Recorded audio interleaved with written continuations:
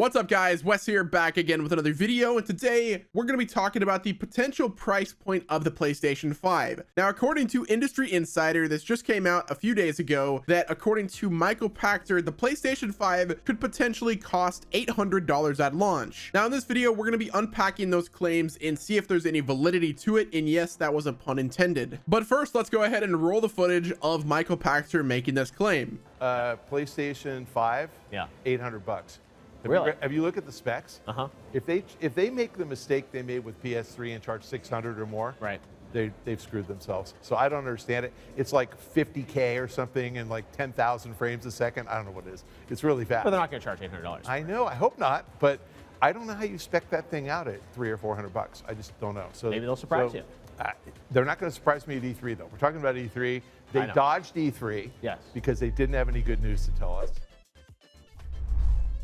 Okay guys, let's go ahead and dive into this video. So first and foremost, the PlayStation 5 will not cost $800. If it does, then you guys might as well kiss Sony goodbye, because they have completely went off the deep end and there's no saving that company. The PlayStation 5 cannot cost $800, and it will not cost $800 because no consumer in their right mind will spend $800 on a console. Now obviously I'm not in my right mind because I bought a $600 fat PS3 and it was worth every second of it, but they will not spend $800 on a console because it's just too expensive. The PlayStation 5 is a great opportunity for Sony to keep their market dominance with this new generation of consoles, and if they end up releasing it to $800, then people are just going to go out and buy a Nintendo Switch and they're going to go buy an Xbox because at least those consoles are affordable. Now for Sony and the PlayStation 5 to succeed, they're going to have to release the console at a loss. Now what that means, they're not going to make a profit off of the console itself, and they're going to have to make a profit on the games. At the end of the day, people don't care about the consoles themselves, they care about the games they release with those consoles. And it just so happens that Sony and PlayStation has a unique and great lineup of first-party titles that they can make their profit with. Now if this was the old Sony from the PlayStation 3 days, I have no doubt in my mind that they'd sell that console at a profit so that they could stay afloat. But the reality is they've got money now. They could take a risk with the PlayStation 5 just because of their great games lineup. Now I'm not saying that the PlayStation is going to win the console race by default, especially when you have Nintendo finally getting their stuff together, as well as Xbox under new management and Phil Spencer. A big reason for the success of the PlayStation 4 was because Xbox and Nintendo were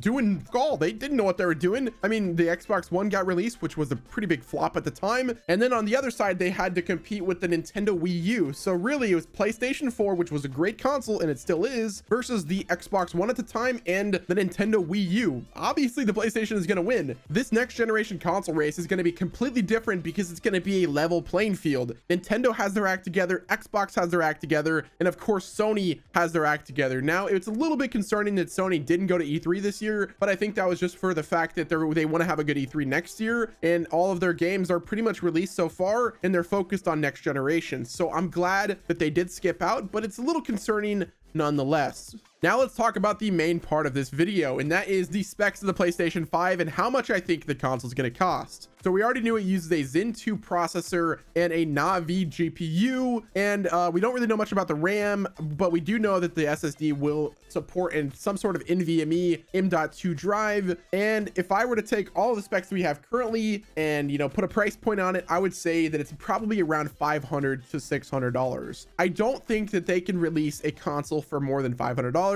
So my educated guess for the PlayStation 5 is going to release at a $500 MSRP. Now, I don't think it's going to be possible for them to release it at a $450 price point or a $399 price point. I think we're right at the money with $500, especially since that was the price of the Xbox One X. I think that they could get away with $500, and I think they might be able to squeeze out $550 or $600, but I think anything more of that is a huge mistake, and I think anything less than that is going to be a huge shock, because if they release this thing at a $399 price, I will go out and buy it right now. But unfortunately, I just don't see that being the case. But I would be lying to you guys if I told you that I would love to be wrong right here. If they release this thing at $399, PlayStation can already just say, done, yep, done. They won the war. $399 for a console. It's about the same price as the PlayStation 4 Pro. I would shit a literal brick if that happens, but I just don't think it's going to happen. I think $500 is probably the good price point of the PlayStation 5. I mean, if you really look at it, the price is in the title. The PlayStation 500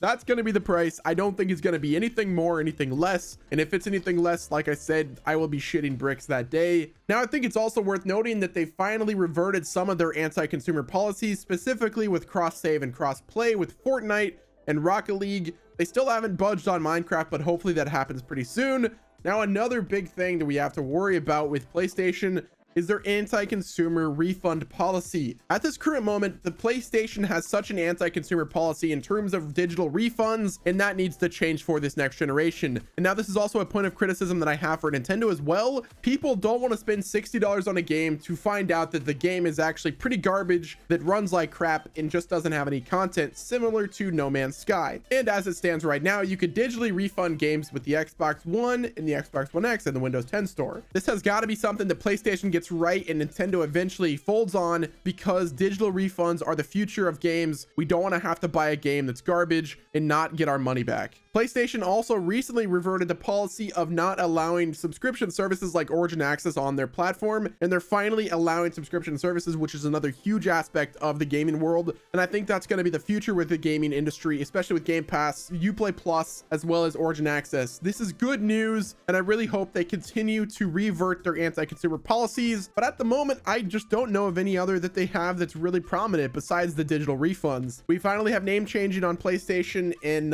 yeah, it's really good news. So PlayStation, like I said, guys, they have a really unique opportunity to take advantage of the next generation consoles, and I really hope they continue their pro-consumer policy. Now, the PlayStation 5 will also launch with PlayStation Now, their new streaming service that's going to be using Azure servers that is owned by Microsoft. So the fact that they're building these partnerships and everything is really huge, and I cannot wait for next gen. Overall, guys, PlayStation 5, $800 is a myth. That's not going to happen. If it does, then the end is near for PlayStation. But like I said, I don't think that's the case. It's going to be $500. Let me know your thoughts in the comments of this video, guys. Do you think the PlayStation will cost $800? And how much would you guys like to spend on the PlayStation 5? Let me know down below. As always, guys, hit the like button, subscribe to the channel with your notifications on, and don't forget to stay tuned to the channel because we got a lot more gaming news to talk about, as well as my coverage from E3 2019. I'm going to do a full wrap-up video and give you guys my thoughts and who won E3. I've been waiting to make these videos because I want them to be perfect, so you'll have to stay tuned to the channel for that. Also, I made an Instagram account if you guys want to go follow me there. It's instagram.com/Wes_Nemo. Definitely go follow me there. Thank you guys so much for watching, and until next time, this has been Wes, and I will see you guys on the next one. Goodbye, everybody.